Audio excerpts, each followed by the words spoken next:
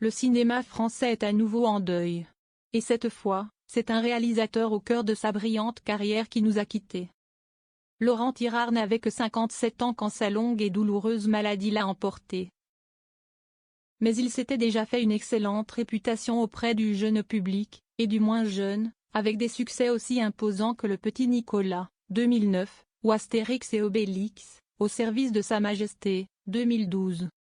Il avait le talent de capturer et de narrer des histoires humaines avec beaucoup d'humour et de sensibilité, a écrit son agent dans le communiqué de presse par lequel il a annoncé sur X le décès du scénariste et metteur en scène de 9 longs métrages, le jeudi 5 septembre. Pointant les influences du réalisateur, Jacques Tati, Star Wars, son agent a rappelé que Laurent Tirard avait été formé au cinéma à la New York University et avait fait ses débuts comme lecteur de scénario chez Warner à Los Angeles. Il avait ensuite durant 7 ans exercé le métier de critique pour Studio Magazine.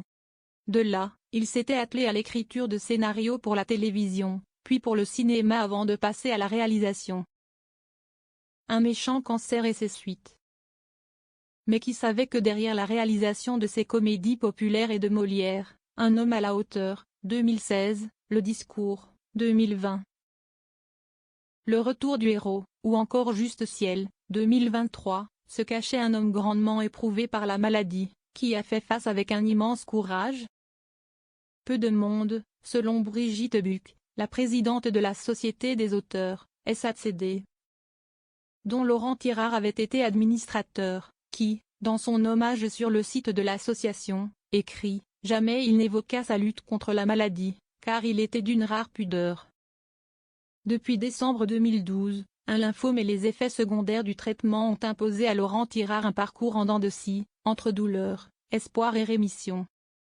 Une greffe de moelle osseuse s'était mal passée et le rejet du greffon avait attaqué plusieurs de ses organes, GVHD. Toutefois, il avait guéri de ses complications. Depuis 2020, il semblait sorti d'affaires, mais la maladie l'a rattrapé. Son décès a créé un choc parmi ceux qui le connaissaient, notamment les acteurs avec lesquels il a travaillé. L'hommage émouvant de Jean Dujardin et du monde du cinéma. Nous avions fait un homme à la hauteur et le retour du héros, nous avions eu des mots et des jolis moments. Merci. Je pense à toi et à ta famille.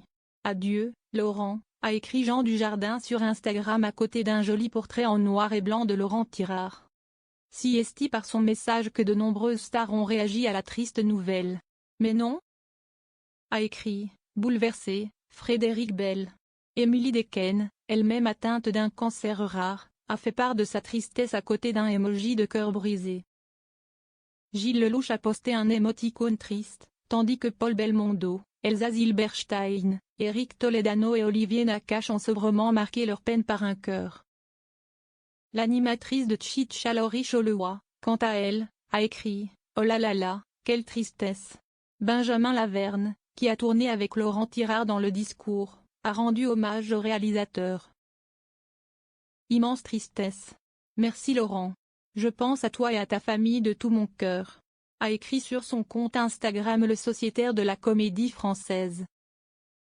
Son amour de la comédie, comme noble divertissement, lui faisait toujours appréhender les choses avec une distance souvent amusée, qui n'entamait aucunement son implication profonde et sérieuse, a écrit Brigitte Buck sur le site de la SACD.